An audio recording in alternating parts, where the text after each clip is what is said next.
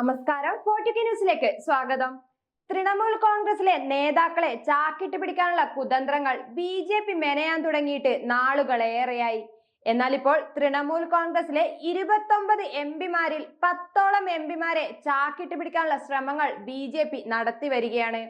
മോദിയുടെ നേതൃത്വത്തിൽ അതിനുവേണ്ടിയുള്ള ഒരു വൻ പദ്ധതി തന്നെ ഇതിനോടകം നടത്തിയിരുന്നു. ബി.ജെ.പിയുടെ കുതന്ത്രങ്ങളെ വളരെ വ്യക്തമായി തന്നെ മമതാ ബാനർജി തിരിച്ചറിഞ്ഞിരുന്നു. അത് തിരിച്ചറിഞ്ഞ മമത ബി.ജെ.പിക്കെതിരെയുള്ള കരുനീക്കങ്ങളും നടത്തിയിരുന്നു. എന്നാൽ ഇപ്പോൾ തൃണമൂൽ കോൺഗ്രസിലെ 10ഓളം എംപിമാർ ബി.ജെ.പിയിലേക്ക് പോകുന്ന സാഹചര്യത്തിലേക്കാണ് എത്തി നിൽക്കുന്നത്. അതൊരു പക്ഷേ എംപി സ്ഥാനം രാജിവെച്ച് ഒരു ഉപതെരഞ്ഞെടുപ്പിലേക്ക് വരെ പോയേക്കാം. മാത്രമല്ല, തൃണമൂൽ കോൺഗ്രസ് മൊത്തത്തിൽ ബി.ജെ.പിയിലേക്ക് പോയാലും കൂടുതൽ അത്ഭുതപ്പെടാനൊന്നുമില്ല. കാരണം അത്തരമൊരു രാഷ്ട്രീയ സാഹചര്യമാണിപ്പോൾ നിലനിൽക്കുന്നത്. അതേസമയം രാഹുൽ ഗാന്ധിയെ അറസ്റ്റ് ചെയ്യണമെന്ന് ബി.ജെ.പി. ആവശ്യപ്പെടുകയാണ്. അതായത് സുഭാഷ് ചന്ദ്രബോസിന്റെ മരണ തീയതിയുമായി ബന്ധപ്പെട്ട് രാഹുൽ ഗാന്ധി സോഷ്യൽ മീഡിയയിൽ പങ്കുവച്ച കുറിപ്പിലാണ് ബി.ജെ.പിയും തൃണമൂൽ കോൺഗ്രസും ഒരേ അഭിപ്രായത്തിൽ എത്തിയിരിക്കുന്നത്. മാത്രമല്ല, ഹിന്ദു സംഘടനകളും അതിന്റെ പോഷക സംഘടനകൾ തുടങ്ങിയവർ രാഹുൽ ഗാന്ധിക്കെതിരെ നിയമ നടപടി സ്വീകരിക്കണമെന്ന് പറയുകയാണ്. അതിൽ തൃണമൂൽ കോൺഗ്രസിലെ എംപിമാരും ഉൾപ്പെടുന്നുണ്ട്.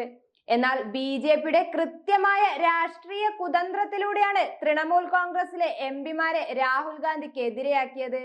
ബി.ജെ.പി. മാനിപ്പുലേഷൻ നടത്തിയാണ് തൃണമൂൽ കോൺഗ്രസിലെ എംപിമാരെ ചാക്കിട്ട് പിടിച്ചതെന്ന കാര്യം വളരെ വ്യക്തമാണ്. ഇതേ തന്ത്രത്തിലൂടെയാണ് ബി.ജെ.പി. പല പാർട്ടി നേതാക്കളെയും തങ്ങളുടെ പാർട്ടിയിലേക്ക് എത്തിച്ചതും. അതിനുള്ള ഒരു ഉദാഹരണമാണ് നിതീഷ് കുമാറിന്റെ ജെ.ഡി.യു ബി.ജെ.പിയിലേക്ക് പോയതും. നിതീഷ് കുമാർ നല്ല രീതിയിലുള്ള ബന്ധം മഹാഗഡ്ബന്ധനുമായി തുടരുന്ന സാഹചര്യത്തിലായിരുന്നു കർപ്പൂരി ഠാക്കൂർ വിഷയം ഉന്നയിച്ചുകൊണ്ട് ജെ.ഡി.യുവിനെ ബി.ജെ.പിയിലേക്ക് എത്തിച്ചത്. അന്ന് ബി.ജെ.പിയുടെ ചതി തിരിച്ചറിയാതെ അവരുടെ കുഴിയിൽ വീഴുകയായിരുന്നു നിതീഷ് കുമാറും ജെ.ഡി.യുവും. ഇതേ തന്ത്രം തന്നെയാണ് തൃണമൂൽ കോൺഗ്രസിലും ബി.ജെ.പി. പയറ്റാൻ ശ്രമിക്കുന്നത്. മാത്രമല്ല, തൃണമൂൽ കോൺഗ്രസിലെ എംപിമാരെ ആകർഷിക്കാൻ തരത്തിലുള്ള ഓഫറുകളും ബി.ജെ.പി. മുന്നോട്ട് വയ്ക്കുന്നുണ്ട്.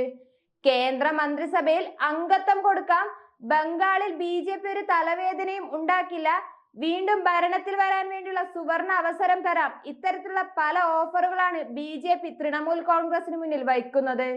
അതേസമയം യു.പി.എ. സഖ്യം തിരിച്ചു വന്നാൽ തൃണമൂൽ കോൺഗ്രസിന്റെ ആവശ്യമില്ലെന്നും ബംഗാളിലെ 42 ലോക്സഭാ സീറ്റുകൾ ഇല്ലാതെ തന്നെ തങ്ങൾക്ക് അധികാരം പിടിച്ചെടുക്കാൻ കഴിയുമെന്നും കോൺഗ്രസ് ശക്തമായി പറയുകയാണ്. ഇത് മമതാ ബാനർജിക്ക് കോൺഗ്രസ് നൽകുന്ന ഒരു താക്കീത് തന്നെയാണ്.